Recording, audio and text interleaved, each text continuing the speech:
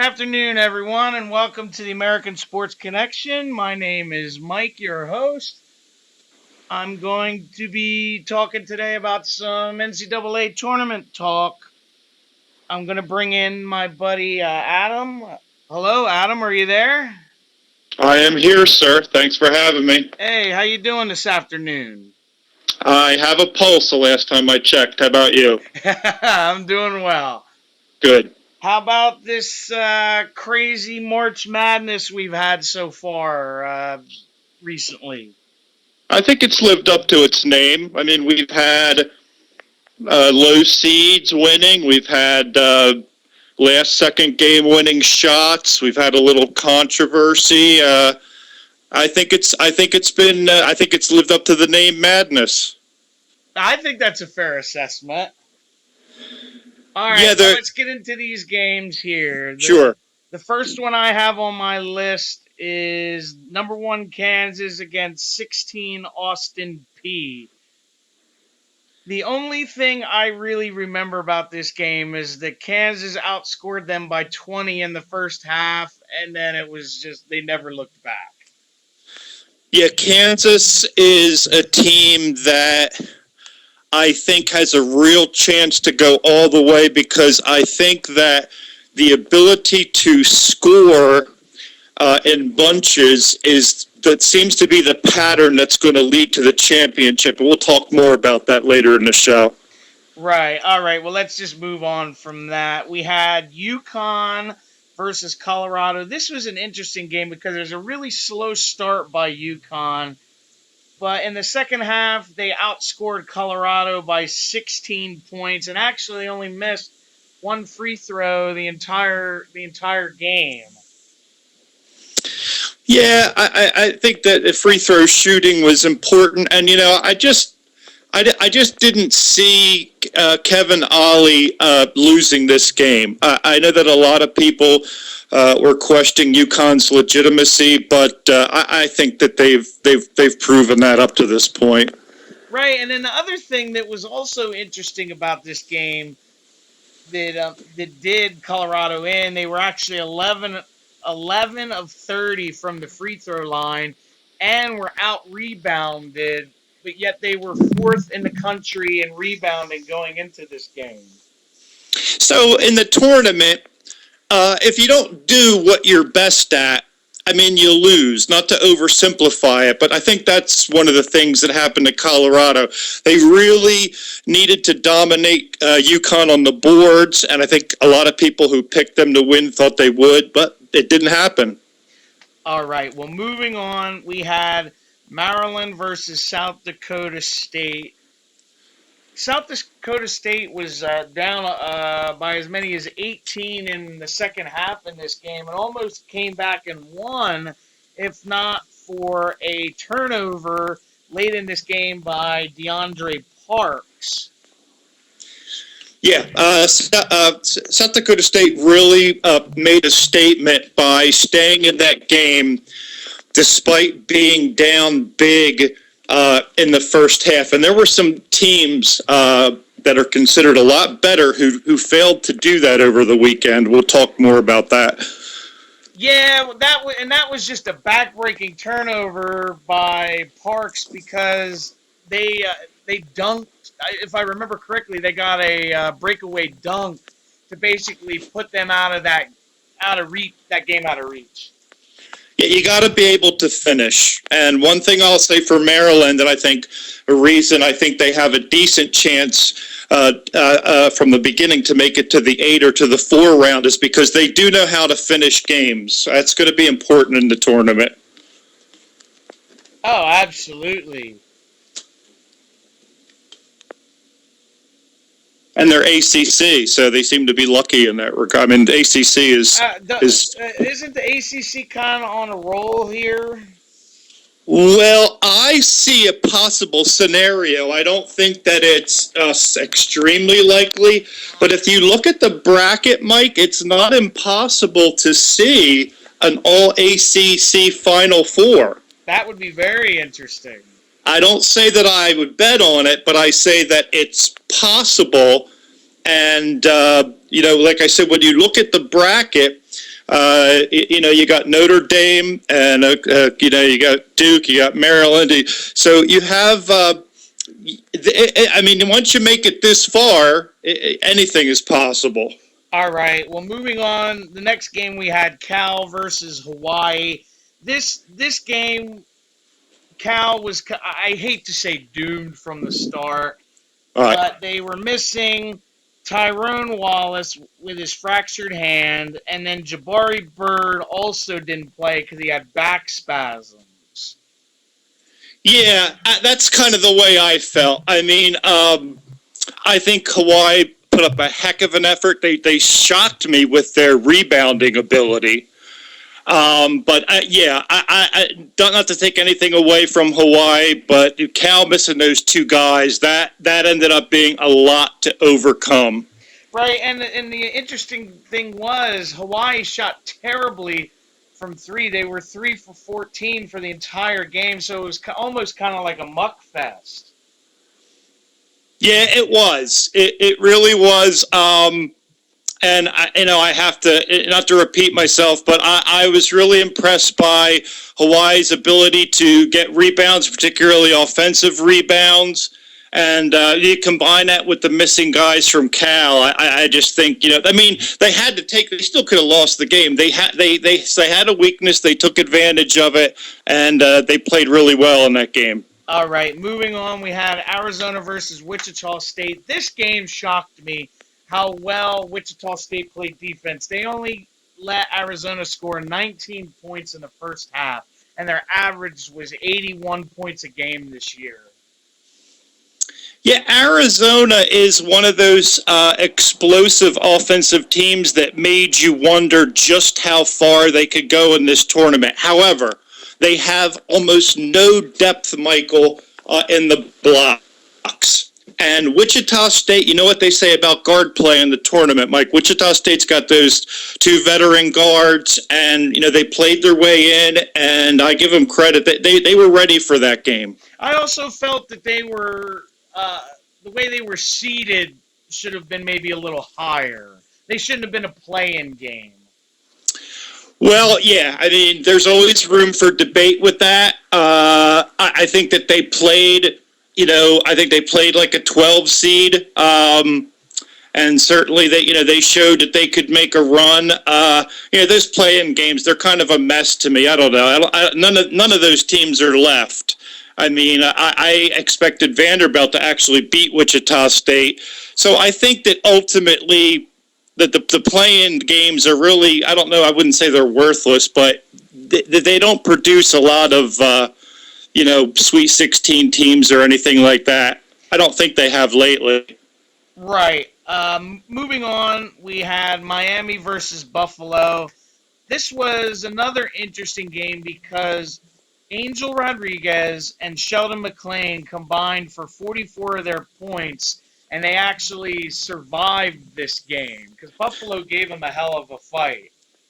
Buffalo gave them a real run. Now, Michael, I'm shocked that Khalil Mack did not have any sacks in this game.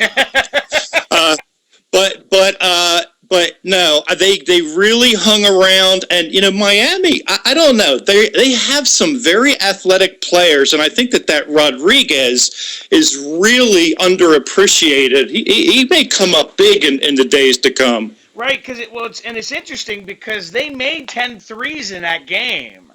Oh, I'll tell you what, they're kind of like a hidden gem in this tournament. They can really run, they can really score, they can really hit big shots. I believe they came in as a 3 seed. I think they may have been overlooked a little bit. Dangerous team. Right, I do agree with that. All right, moving on, we had, and you and I watched this game, Temple versus Iowa. Yeah. This was a fun one where I can't remember the guy's name from Temple. He was fouled on a stupid foul at the end of almost the end of regulation on a 3 and went and hit all 3 free throws to tie the game. Right. Yeah, the game was basically won on a putback, I believe, by that 7-foot center Woodbury. Yes, Quentin DeCousy was his name. Excuse me, I just found it. That's okay, no problem. That was just a gut wrenching game for Temple after they went and tied it to get it into overtime, and then had Woodbury, like you said, do the putback at the buzzer to basically seal their fate. The whole game was so close. DeCozy had a nice game, 26, 15, and 5 he finished up with. And the kid Udoff from Iowa, he finished with 23, which was a good game for him. But yeah, like many games so far in this tournament, that came down to basically just handling the ball and getting rebounds, late in the game. Absolutely. Sander has to say in the chat he's still in shock that MSU lost. Well, we might be able to fill an entire show with that. But I mean, if you want to go, if you're going to go to that game now, I mean, yeah, I'm sorry. I like to be cute and pick upsets sometimes. I wouldn't have seen this coming in a million years. Yeah, we're going to get into that in a little bit. Okay. All right. Well, moving on, we had Villanova versus UNC Asheville. Nova outscored them by 14 in the first half, and it was never close after that. Yeah, Villanova is a human track meet that a team like Asheville just can't keep up with. I thought Nova spread the ball around really well, and Asheville just did not have the answers for it. They had a couple guys shoot really poorly. Asheville, Sutton was 4 out of 12, Anata was 1 out of 5, Thomas 3 for 9. So and you can't really shoot poorly and beat a team like Villanova. Oh God, no. Moving on, we had Oregon against Holy Cross. This one it really wasn't fair. Oregon scored 42 in the first half, and Holy Cross had no answer after that. Yeah, well, Holy Cross got their divine intervention when they beat Southern. And that was pretty much it. They were under 500 when they got in, if I'm correct. Mike, I love it when the sub-500 teams get in. It's like a cruel practical joke. I believe they were 14 and 19 when they got in. Dear God. Yeah, so a lot of prayers being said over there at Holy Cross. All right, moving on, we had St. Joe's against Cincinnati. Yeah, I mean, I like the way Cincinnati plays defense, against St. Joe's. Phil Martelli, Mike, maybe one of the best coaching jobs he's ever done this year. Right, because Isaiah Miles hit a 3 in this game with 9 seconds left, and the poor gentleman from Cincinnati, Ellis, goes to dunk the ball to tie the game, and instead of just tomahawking it down, he goes and kind of places it up with 2 hands, and the buzzer goes off before he could get it in. If he had one-handed slammed it, if he had done a lay-in, if he had done a finger roll, a teardrop, a runner, basically if he had done anything but what he did, that game is tied. I understand wanting to secure the ball into the net. I can't blame him for that, and it came down to basically a part of a second, but oh God, my stomach is still sore from watching that. Absolutely. I felt so bad for that poor kid because that's the first thing they did after that game is pan right to his face. Yeah, it was like, here's the reason for the outcome. And I'm just like, come on, give the poor kid a break. Yeah, it's like back off a little bit. Let's give a little bit of love to Evans. He had 26 and 9. He was 10 for 20 from the field. Really had to do a lot of scoring. Bembry had a nice game for St. Joe's. He was the guy I think that really carried them as far as they made it. Absolutely. All right. Next it was Baylor versus Yale. This was another fun upset. Because yes. Mackay Mason had 31 against Baylor in this game. Yeah, I don't know. As you know, I really had a lot of hope resting on Baylor's quality rebounding shoulders to knock off Duke.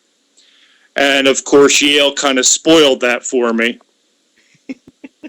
And But that's the other thing that came from this game, other than this is Yale's first ever tourney win, let alone right. their first appearance since 1962, is the infamous interview. I don't remember the gentleman's name from Baylor when they asked him about the game, and he told you how to grab a rebound. Yes, and he said, well, they did that more than we did. Okay, Lance in the chat wants to know, Michigan State is out, so is there any Big Ten teams left? Wisconsin, they're still Big Ten, right? Indiana, Yes. Indiana, Wisconsin and Indiana, I believe, are the only ones left. and Iowa State. I think they're what, ACC now? Oh God, maybe. Yeah, because they screwed up that Iowa thing. All the Iowa teams used to be in the same. They all used to be in the Big Ten. You know, it used to be kind of like the Corn Conference. Yeah. But they took. I know that they screwed around with that, and I think Iowa State is out of the Iowa was Big Ten. I don't even know anymore from where they've gotten so wacky with all the changes. It doesn't make any geographical sense anymore either. They've kind of done like a reverse of what the NFL did and just kind of splattered teams from all over the map. Lance in the chat says he's a Michigan fan, so they've been shitty for years. Yeah, Lance, I guess, go on Netflix and watch that 30 for 30 about the Fab Five. That's the best I can tell you. It's been a while. I like Michigan too in basketball, and they were an exciting tournament prospect this year because they were kind of that team that was playing in that had won a lot of games by making late shots, and that's exactly what they did to Tulsa to advance to the next round. But they're gone. Yeah, he said he's seen that a few times already. The 30 for 30. Yeah, I don't know where else to tell you to go. Watch NBA. You can listen to Chris Webber babble, but there's not a lot going on with Michigan basketball getting deep in the tournament, unfortunately. No, yeah, you're right there. Next, we had Duke against UNC Wilmington. Yes, interesting game. Go ahead. Because UNC Wilmington had a 3-point lead at the half. If you remember, because it was actually 6 right before the half, and Duke hit a 3 right at the buzzer. Correct. And then after that, they basically, in the second half, went on a 14-0 run, and then they could never recover. Well, I have a mathematical riddle for you, Michael, and for our dear listeners. And that is, how does UNC Wilmington go 11 for 26 from downtown, and Duke goes a measly 4 for 15, and yet Duke wins? Well, I'll tell you how that happens. Let's take a look at some other numbers. 43 free throws for Duke, Michael. 19 for UNC Wilmington. Now keep in mind, they both shot almost exactly the same percentage from the line, but Duke got 24 more free throws. So despite Grayson Allen going 0 for 4 from downtown, it's really that free throw disparity. I'm sorry, I don't like Duke, but that's just wrong. Absolutely, I agree. All right, next we have Texas versus UNI. Oh, okay. I picked Northern Iowa to take that one, as you know. Absolutely. This was a fun game. It ended, late, like a bang-bang. Uh-huh. Where they missed two free throws late, And Right. Paul Jesperson hit a half-court buzzer beater to win the Y- game for UNI. Yeah. I remember we were talking about this game before the tournament started, and I said the closest thing I see in this tournament to a team that kind of hits ridiculous shots like the Golden State Warriors is Northern Iowa. It's funny you mentioned that because he said I was trying to channel my inner Steph Curry. They got some long arm shooters that can hit some bombs, and it was ironic that they took that game in exactly that fashion. But Michael, what is up with Texas college basketball? You know the old song, "All my exes live in Texas." Well, so do my bracket busters. I mean, Texas Tech. I believe Stephen Austin is in Texas, if I'm not mistaken. I'm just like, gosh, A&M, you better represent because they got problems out there. Right. Go ahead. I'm sorry. No, you're fine. Next was Texas A&M and Green Bay. Yeah, no Aaron Rodgers for this game, so that really hurt Green Bay. Yeah. A&M, you and I both have going really far in the tournament.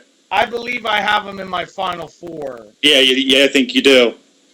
And Green Bay actually kept this game close, at least for the first half, and then Texas A&M kind of pulled away as the game went on.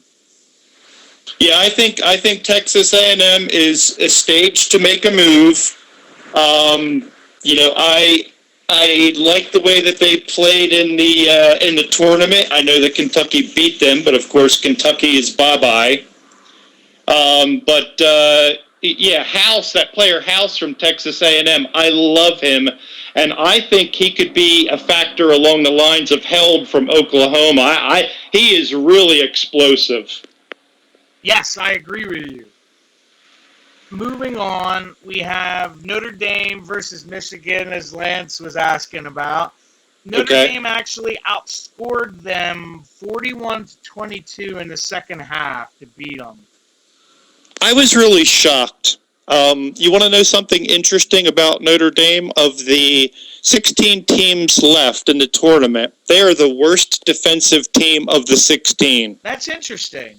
And aside from all the leprechaun nonsense and how much I hate Notre Dame, I really thought Michigan would blow by them and get into the Sweet 16. I really have to give Notre Dame credit for it. It didn't look good early on, but I don't know how they're doing it exactly. The luck of the Irish, I guess.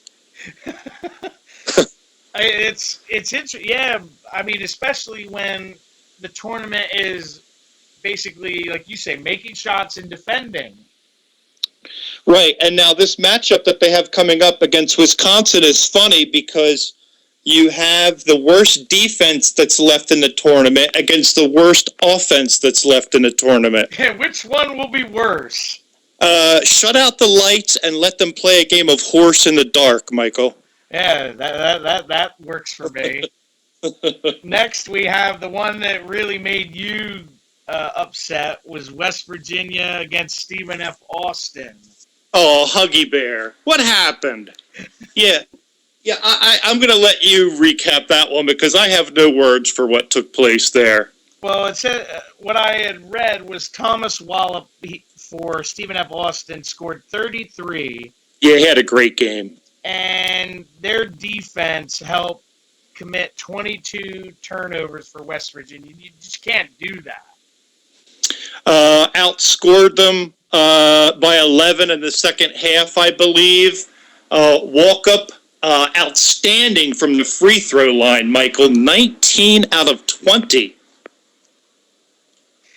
Right. Here, Lance says in the chat, lights out playing horse. He might actually watch that. Well, if you like games that play like a 20-minute half-court game, you might enjoy Wisconsin and Notre Dame. Sanders agrees. He might actually watch it as well. Yeah, I just want to see if somebody can hit 50. Yeah, I think they should just stop the game if that happens and declare a winner. Well, it's funny you mentioned getting to 50 because our next game was Wisconsin versus Pitt. Two of my all-time Hall of Fame most disappointing tournament teams. Absolutely, and it was just a defensive battle because it was like, who wants to score 50 first? Yeah, I mean, I have to give Wisconsin credit. You know, they had a terrible first half. They scored 16 points. And then Hap kind of came on. He ended up with 15-9. But this is the kind of game Wisconsin plays now. So I can't really say that they are a bad team. Certainly, this was an excellent coaching job by Bo this year, especially with all the personal distractions. And they kept Pittsburgh starters to some awful shooting. Robinson, 3 for 15. Absolutely, and Vito Brown, if I'm pronouncing it correctly, for Wisconsin, hit 2 late threes in that game to basically ice it. Yeah, he did. Hayes and Koenig for Wisconsin. When you look at his first round game, your impression immediately was those two guys have to shoot better for Wisconsin to win. Then we'll see. We'll take a look at what those guys did in their next game later. All right, next we have your team, Xavier, against Weber State. Yes, that's Weber with one B, not Weber. Yeah, I've heard it pronounced both ways. Xavier really clamped down on them defensively, only allowed 23 first half points, and then they never had a chance after that. This guy far from Xavier. I just love him, and I wonder if his stock is going to rise, his draft status, because in that game he was just monstrously dominating the blocks. I mean, Weber State had no answer for him. Absolutely, I agree. Next, we had Virginia against Hampton. The battle for Virginia. Absolutely, and talk about putting the clamps down. They held Hampton to 21 first half points, and after that, their fate was sealed. Virginia, Mike, we were talking about defense. Now they are the best defensive team remaining in the tournament. Now that's interesting. Yeah, and they will face, Michael, Iowa State, who, guess what, is the best offensive team left in the tournament. Oh, wow. Yeah, I'm looking forward to see, because I like the way Virginia plays. They're like the racehorse that you call a mutter, you know. They are a defensive team that hits big 3-pointers. If Iowa State, gets to like 60 or 70, I just don't see how Virginia could keep up with that. So it'll be interesting to see what style of play wins. Absolutely, I agree with you. Next is Texas Tech versus Butler. Yes, your namesake. Yes. And it says, I was reading that Butler shot 52% in the second half. Yeah, what I was impressed with was by Butler. I think they ended up 53% from downtown, despite a 1 for 8 performance from Roosevelt Jones. They still got the job done. Yes, I agree with that, and I was going to mention that Kellen Martin scored 11 points in the final 8 minutes to help seal that win. Wow. So that was impressive. Yeah, Dunham had a good game, too. I believe he finished with 23. Yes, you're right. Next, we had Purdue against Arkansas Little Rock. And please take a moment to watch the mushroom cloud that was once my bracket. Oh, God. This was interesting for the fact that Little Rock was down 13 in the second half. Yes. Why Purdue had so much trouble, Michael, getting the ball into the hands of Hammonds, I have no idea. I really didn't think that Little Rock's defense on him was that great. Maybe I'm wrong, but he only ended up getting 10 field goal attempts. I just can't believe it. Right. Well, the other thing that I was amazed with, it was this Haggins where he hit a three to send it into overtime, Yep. hit a bucket in overtime to send it into double overtime, and he finished with 31. Yeah, along with 7 rebounds and 6 assists. I mean, Little Rock was a little bit underappreciated. They were 29-4, and not any huge wins that I could find on their schedule, but any team that plays 33 games and wins 29 of them, they're a pretty solid team. But I have to say, I'm really disappointed in Purdue. They were looking like a dark horse to go to the Elite Eight in my book. I agree with you on that one. Next was Iowa State versus Iona. Yes. Now here's your number one offense in the country taking the floor. Absolutely. George, I'm going to try and pronounce this last name, Hyang. I think they just say Yang or Yang, He yeah. led them with 28 points. Yeah, Iowa State this is the kind of tournament to me that Iowa State is very, very dangerous in. I think it past this number one defense of Virginia, and then I think they're going to get to play a double-digit seed after that. Oh, really? I think they're going to play the winner of Gonzaga and Syracuse, and man, I don't know. That looks like the door might be open for Iowa State if their offense can carry them past the number one defense in the country. Look out! Right, and it's funny you mentioned Gonzaga because up next is Seton Hall against Gonzaga. Yeah, of course, we know that Gonzaga got in, I think, for the 16th or 17th straight time based on their conference title game victory over St. Mary's. Yes. I wasn't crazy about Gonzaga in this tournament. I do like that 7-foot giant that they have inside. I really expected Seton Hall to play better in this game. Yeah, and their big man from Gonzaga, Gabonis, I guess is how you pronounce it? Sabonis, like our buddy that used to play with Portland. Oh, okay. He put up 21 and 16. Yeah, and we'll be talking a little bit more about him when we talk about that battle of the giants that they had with Utah. Yes, and that's funny you mentioned Utah because up next is Utah versus Fresno State. Yeah, Utah was prepared for this one. They really brought their temple garments to this game.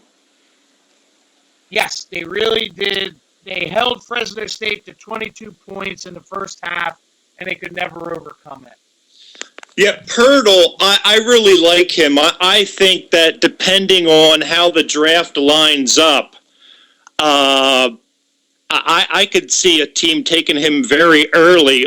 And, of course, I saw a mock draft, and we had a conversation about him being next to Anthony Davis in the future. My gosh. Yes, I had read a mock that had him going there. That would be frightening. Yeah, it looks like they're going for the Twin Towers effect, kind of like San Antonio did with Duncan and Robinson. But yes. that would be interesting, though, for real. Yes. Next is another team that had a big letdown. Dayton versus Syracuse. Yeah, Mike, there were a lot of people that didn't think Syracuse belonged in the tournament. They not only got in, but they got in pretty easily. The fact that I believe they were a 10th seed shows that they got in fairly convincingly. But, what do you think about what they've done so far to earn their spot? I really like it, and they really gave Dayton a lot of headaches with that matchup zone. Because I have a stat here for you that Dayton scored 36 points the last 30 minutes of that game. Yeah, they held them to like 23 in the second half. Yeah. And a Tyler Robinson monster game for Syracuse with the 18 rebounds. Yes. Now, we can finally go and talk about this. Sander had asked about this a little earlier, the game that burned a lot of people's brackets. Uh-oh. Michigan State against Middle Tennessee. Yeah, I don't know what to say about this game. A lot of people, I was talking about, Izzo's record, what a great job he does every year getting them prepared for the tournament. When they trimmed the lead to 65-64 with 8 minutes to play, I thought to myself, okay, here they go. Here's where Valentine and company kind of take over. It didn't happen. No, and Middle Tennessee had Reggie Upshaw, who had 21 in this game, and Giddy Pettis had 19 as well, and they actually shot 57% from three. And in what proved to be Valentine's last game, Mike, I was really shocked. Valentine did not shoot a free throw in this game? That is amazing to me. And they held him, he had 12 assists, but they held him to 5 for 13 from the field. I really thought this was the kind of game that Valentine would just take over. Lance in the chat says this is why he likes the tourney-style format, because it's one game and move on. There's upsets every year. True, and listen to what Tom Izzo said. I'll be honest with you. This is a quote. I'll be honest with you. In my wildest dreams, I didn't think they'd hit some of those shots that they took. So, I think it was partly that, but I think that Michigan State's defense didn't show up for this game. They were very flat defensively. And I was shocked because I want to agree with a point you said. Tom Izzo always had his teams prepared. Yeah, Michigan State didn't win the regular season title, I don't think, but they did win the conference title, and I don't think Michigan State has lost in the first round since 2011. Wow. Yeah. And they were heavily favored to reach the Final Four. Well, I think I had them in my Final Four. Well, I have them in my Final Four. I'm sad to tell you. All right. Well, now we're going to move on to the round of 32 games. Very good. First, we have Kansas against UConn. Yeah. Once again. I think that, Selden, Ellis, those guys for Kansas, they are capable of explosive scoring. I think it's going to be very difficult for teams to match up with that. UConn gave it a heck of a run, but Kansas is just too much. They're just like it's a track meet. I mean, UConn is not quite that kind of team to me. Hang on one second. Sander, do I sound any better? He said I sound like I'm underwater. You sound okay to me. I know. I don't know if it's something maybe it's something on my end. Are you plugged into the earpiece? No, I'm not. Okay. What I was going to say. Sure. No, it doesn't sound any better, Lance. Hang on a second. Sure, take your time. Let me try and maybe plug this in. Yeah, take your time.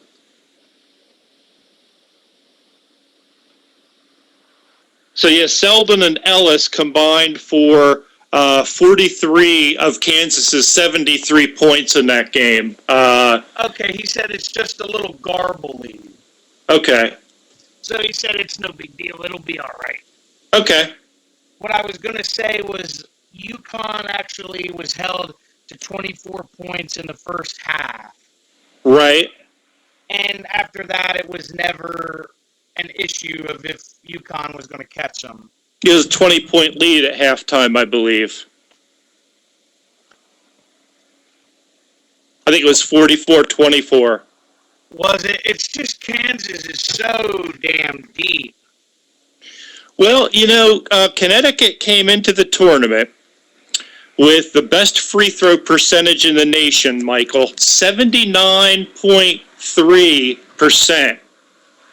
But they really didn't get a chance to take advantage of that because they only had 11 free throw attempts. That's amazing to me that a team could be number one and shoot 79%. Yeah, that's their. I mean, that's very good. That's very good for. I think that's pretty good for a pro team. And if you average 79, that means you've probably got guys shooting in the high 80s or maybe even around 90. Because you're always going to have a couple schlubs shooting down in the low 60s. All right, next we have Maryland against Hawaii. It was an entertaining game. Like I said, Hawaii really worked hard to get on the boards, but I think Maryland is like Miami that we were talking about earlier is really one of those overlooked teams in this tournament. Yes, I agree with you. And Hawaii gave them a hell of a fight. Yeah, Thomas for Hawaii had 19 and 11. The only thing is that I think Maryland is able to spread their scoring around quite a bit. Now, they don't have anything from the bench, Maryland. But, you had Trimble with 24, Suleiman with 14, Stone with 14. So they can really move around. And Trimble went to the line more than the whole UConn team, Michael. Wow. He was 13 out of 14. That's crazy. The stat about Maryland that was interesting was they missed their first 15 threes in this game. Dear God. That is they finally hit one, Tremble, and then they went on a 14-0 run to kind of crush them, basically, at the end. Yeah, I think they were on a 14-0. I think they were also on a 19-4. I think that there's still a team with talented players that hasn't quite turned into a great team yet. That's kind of scary, the fact that they could get a lot better. They could actually play a lot better in the upcoming rounds. They got the talent. Right. Next was Miami against Wichita State. Yes. We talked about how Wichita State belonged in this tournament, but we also talked about how Miami is, very underappreciated, their athleticism. And although I know Van Vliet didn't have a particularly good game, 12, 6, and 5, but how about Rodriguez with 28? Yeah, I agree with that, and they hung on after blowing a 21-point lead. Yeah, I think that, and you and I made this observation. You have to borrow a cliche here. One of those occasions where making the run to get back in the game exhausted the team that was behind. Yes, I agree with that. Yep. Next, we have Iowa versus Villanova. My God, was this a beating? Yes, it was. Iowa, there's not enough of corn and opera in the whole state to stop Villanova in this game. Villanova and Iowa, we talked about this game. It's just a bad matchup for Iowa. Absolutely, and I believe it was Villanova scored 55 or 65, either 55 or 65 in the first half. 54-29. Thank you. Yep, no problem. And it was just that was their highest half of the season. Yeah, I mean, you look at how the starters shot. Jenkins 6 for 9, Arcidiacono 5 for 8, Hart 7 for 11, Brunson 5 for 10. The starters were a perfect 8 for 8 from the line, although they didn't get to the line a lot. This was just a machine-like performance by Villanova. Absolutely. Next, we have Oregon versus St. Joe. This was a tough one here. Yeah, as you know, I think that Oregon does deserve to be a 1 seed, and I think that they are the least respected 1 seed. But this came down, Michael, to handling the ball properly at the end of the game, I think. Yes, and St. Joe just could really not hit their shots like they normally do. Yeah, I mean, Bembry, we talked about him from the round one discussion. We knew that he had to come up big in this game. He did have 16, but only on 5 for 15 shooting. And also, Newkirk only 3 for 8. Miles, that was another important player for St. Joe's. He only went 3 for 10. So Oregon has, one of those teams that can shoot poorly for a while, but they're always gonna come back and hit big shots at the end of the game. Absolutely, and if I remember correctly, Dylan Brooke, he had 25 points in this game.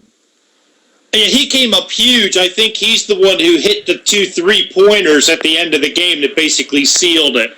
Gotcha. Okay, next we have Yale against Duke. Ugh. Thanks a lot, Yale.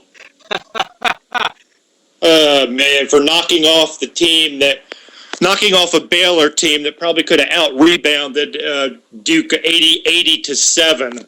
Right, and Grayson Allen had 29 in this game, and they needed every one of them to fight off a very valiant Yale second-half run. But like you had said earlier, it was almost like they ran out of gas at to having their run to try to catch up. Yeah, I mean, Duke did a nice job on actually an outstanding job on Makai Mason, who only shot 2 for 12 in this game. Now Brandon Sherrod stepped up for Yale and got 22, but I think that Krzyzewski did the right thing in this game by keying on Mason. Right, I do agree with that. Moving on here, we have Texas A&M against UNI. One of the classic. This game is over. I'm turning the channel game. I'm guilty of it. I saw, what was it, an 8-point lead with 34 seconds? 10. Okay, I sang a couple verses from Goodnight Irene and changed the channel. I thought it was completely over. But Mike, again, we're talking about teams having the wherewithal to handle the ball properly at the ends of games, and Northern Iowa literally fell apart. Yes, they really did.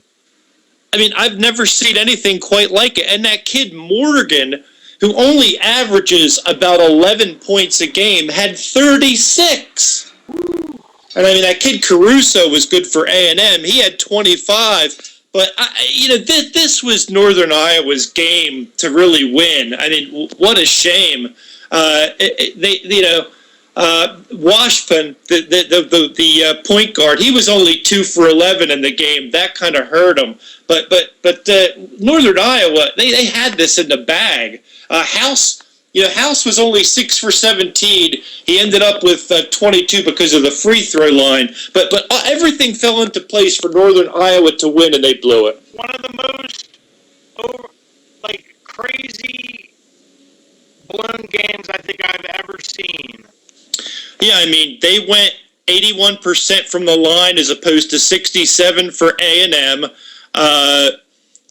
Overall, A&M shot better from the field, but you look at all the threes that Northern Iowa made. That kind of equalizes that.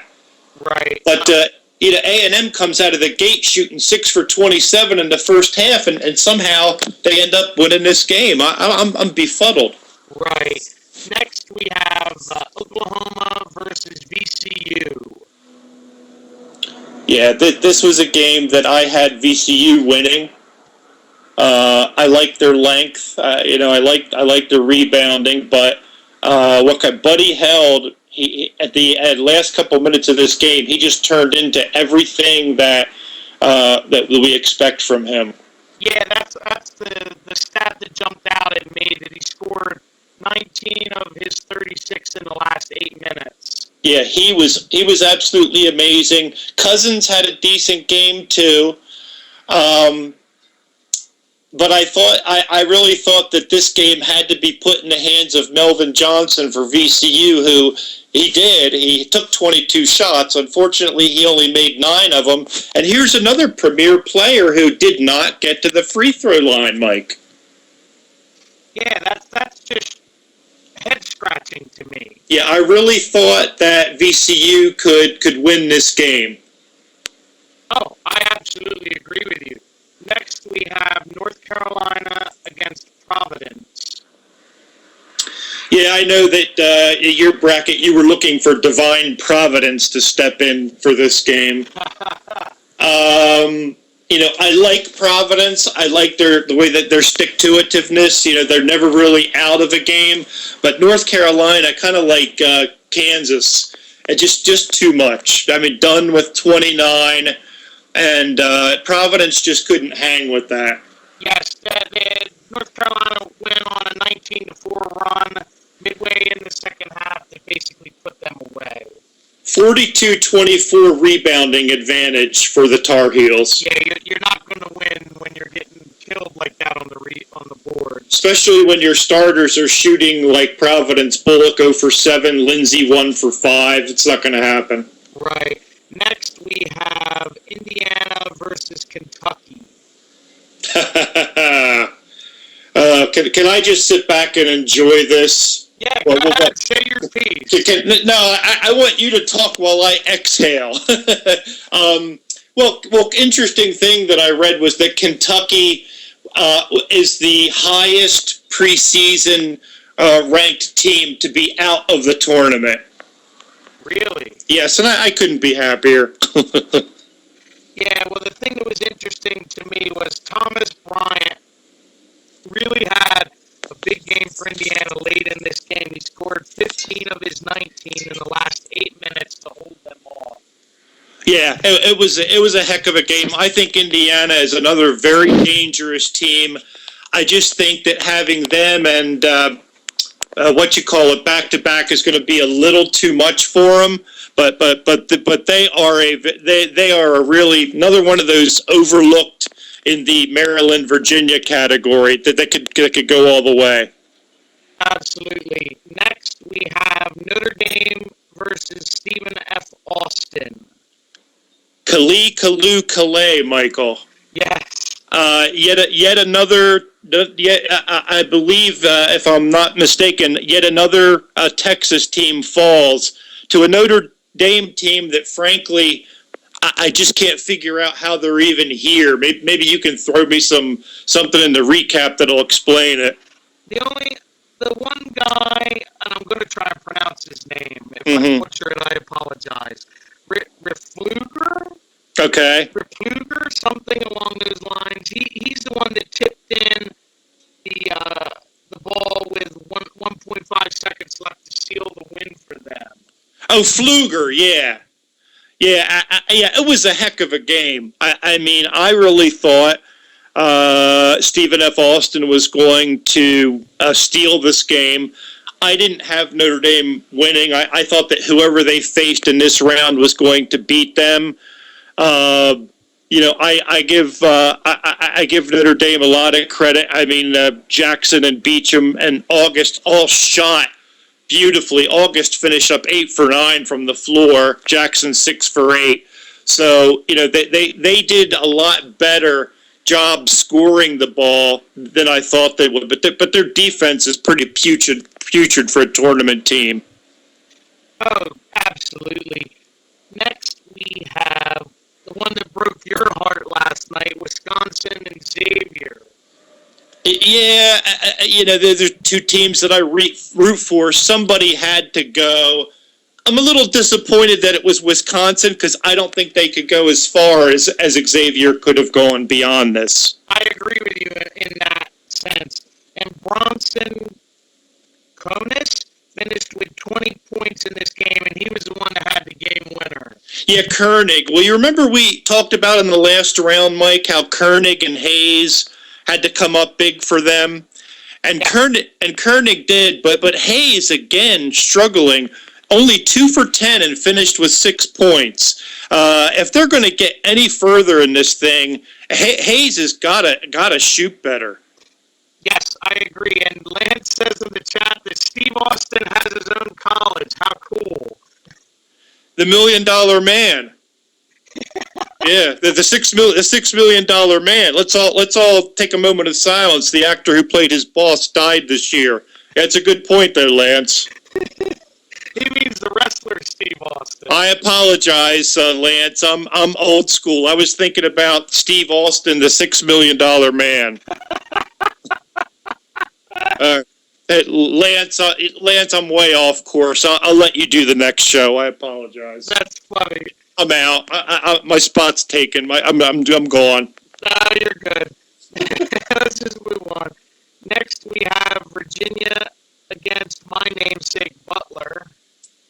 Yeah, another game that you could probably play with the lights out, and it wouldn't change the outcome much. One of those defensive battles between two teams that really know how to defend the ball and shoot three-pointers. These two teams are kind of a mirror image to me, really. And I was shocked that Virginia hit 77.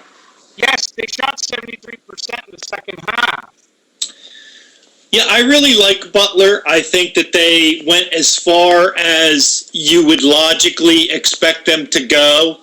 I think that, coming out of that Big East with Nova and Xavier and Seton Hall and Providence, and Creighton wasn't a bad team this year. They went to the NIT. I give Butler a lot of credit. They did really well in a very stacked conference. But I think this was a logical end for them.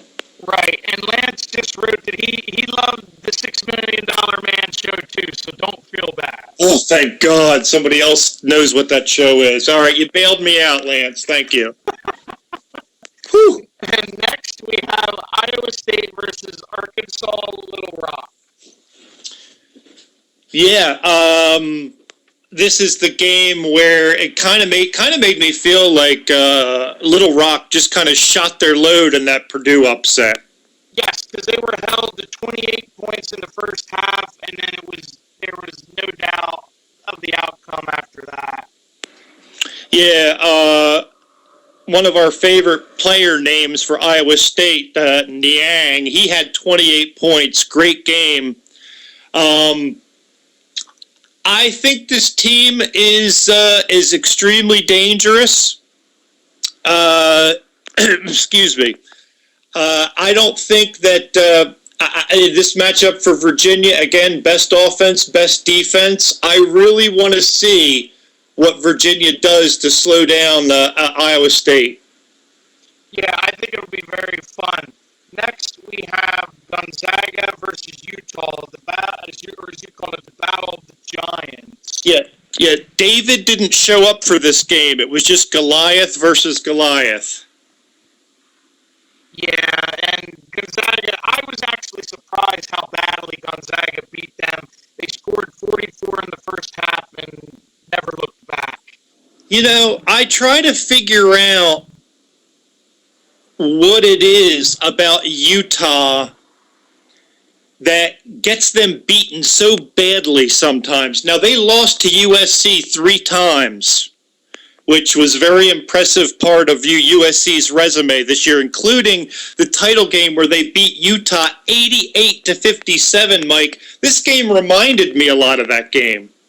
Okay, Lance in the chat just said Gonzaga is his B team after Michigan. Well, you got a good opportunity here, Lance. Gonzaga is going to play another 2-digit seed here. It's going to be an 11 versus 10 matchup against Syracuse. That's going to be a really fun game. Yes, I agree with you. And our last game from the second round is Syracuse versus Middle Tennessee. Talk about a team that ran out of bullets in the chamber, Mike. I was really disappointed about Middle Tennessee's second half in this game. Yes, they were outscored. Syracuse outscored them by 21. Yeah, Middle Tennessee, Upshaw was 1 for 10, Harris 4 for 13. Buford 3 for 12. I mean, they just shot terribly in this game. I don't know if you have the rebounding totals in front of you, but I really thought that Middle Tennessee would do better on the boards. But I guess when you miss that many shots, there's only so much you can do. Absolutely, and then when you just dig yourself a hole. Oh my God! Yeah, I think they just ran out of steam with the upset on Michigan State. It happens a lot. We were talking about that with Yale. Yeah, where they just ran out of gas. And also Arkansas Little Rock, who beat Purdue. Sometimes that's just their championship game, and they have nothing left after that. Absolutely. All right, we're going to go over the Sweet 16 matchups that are this Thursday and Friday, I believe. Yeah, on both nights, the games are going to be starting around 7-ish, so check your listings. Yeah, that's 7 Eastern. Right. First off, we have Kansas against Maryland, which I think will be a very fun game. This is the team, Michael, that I thought when I saw the bracket that probably had the best chance to really beat Kansas. As much as I like Miami, I don't know that Miami can match up with Kansas. I think Maryland gives you the best shot. Yeah, I tend to agree with you. And I think we had a discussion about this before. You have an opportunity here for an all ACC Final Four. Not that I think that's going to happen, but if Maryland does that, it's feasible. That would be fascinating, although I doubt it. Yeah, I tend to agree. The next one is, and I think this game is going to be very entertaining as well, Miami against Villanova. Oh, what a game this is going to be. I think a lot of this game, not to put too much on one player's shoulders, but a lot of this game comes down to Rodriguez. He is a player that can really push Miami to keep up with Villanova. And, Mike, these two teams are almost mirror images of each other offensively. Absolutely. They like to run and gun and shoot the three. I mean, look at the points per game. 75 Miami, 77 Nova. Field goal percentage is almost identical at 47%. And free throw percentage is 75-77. Three-point percentage 36-35. This could be a very fun shootout. Absolutely. Next, we have Oregon versus the Dukies. Well, one last chance to hopefully to get puke out of this thing. And I think that this is where it's going to happen. Yeah, I agree with you. Oregon is loaded with talent, and Duke not really so much. They've had a down year. Yeah. As far as their standards. And here's the problem for Duke. It's been rebounding, although Oregon and Duke both average about 39 a game. That's interesting. They're very close there. But for Duke all year, I think it's been rebounding issues. And, their guards have to score. If Mason Plumlee is going to be your leading scorer like he was in the first round game, Duke is going to run into trouble. Absolutely. Next is Texas A&M against Oklahoma. I think this is going to be another fantastic matchup. Oh, man. This is Held versus House, right? Yes. The battle of the H's. Mm-hmm. They score 80 and 76 points, respectively. A&M is a little weak on the free throw line, 67%. The thing that scares me for Oklahoma is they shoot 42.5% from downtown as a team. I think that might be the difference if Oklahoma is going to pull this game out. Yes, I agree. Moving on, we have North Carolina versus Indiana. I think this could be a fun one as well. Yeah, this is it for North Carolina. This is the team that I see that could knock them off pre-Final Four. Yes. That's really the only substance I have actually as of right now. That's okay. Well, they both average 82 points a game. Wow, that's interesting. And Indiana is shooting over 50% from the field, and 3-pointers, 41.6%. That's 10 points better than North Carolina, who's not a great 3-point shooting team. So another game where the 3-pointer could make the difference. Right. Next, we have Notre Dame and Wisconsin. Well, I'll sum it up again, Mike. It's the worst offense against the worst defense. Which one will live up to its hype, basically? Yeah. Wisconsin, a paltry 42.6% from the field. Notre Dame averages 7 more points per game than they do. I'll tell you, this is a big opportunity for the Irish to advance if they can learn to play a little defense. Fortunately, this is the perfect team to practice against. Yes, absolutely. Yeah. Moving on, we have Virginia against Iowa State. I love this matchup, Mike.